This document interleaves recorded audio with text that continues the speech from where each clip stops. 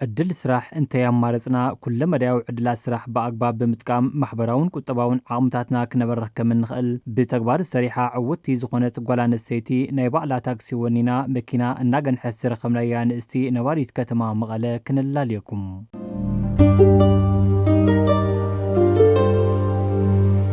ጸጋ ገብረ ጻዲቅ እባላለሁ። አዳማ ነበርኩኝ። አንድ 4 ዓመት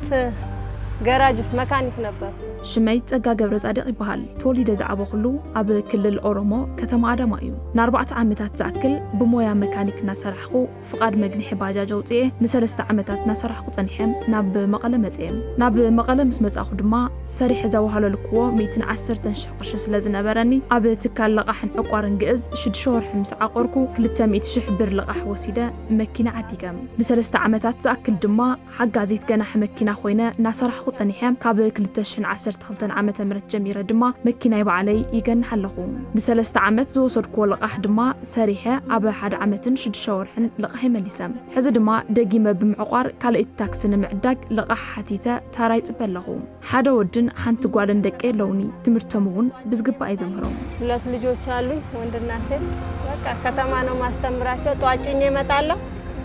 ማታ ደግሞ ጭኜ እሄዳለሁ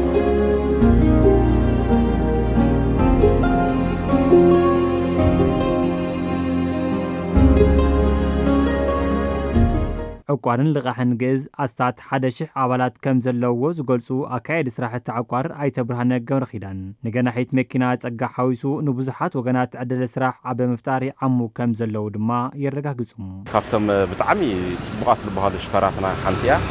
ትርፈይቲ ዝዕንን ና መኪና ድሕንነት ብኣግባብ እያ ትቆጻጸር ምስ ተሳፈርቲ ዘለዋ ሪሌሽን ብጣዕሚ ጽቡቕ ክበሃል ልካኣል እዩ ያው ማሕበርና እውን ልቓሕ ወሲዳ ያው ሕዚ كفيلا وديا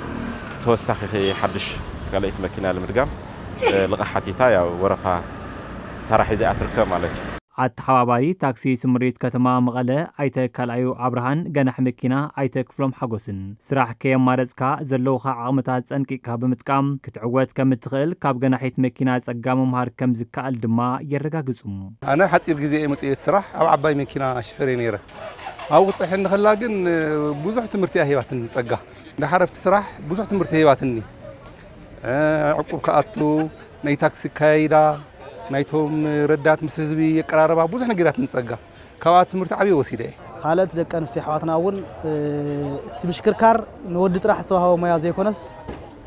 نخلو سوهاو مايا مخانو وقمت اتينا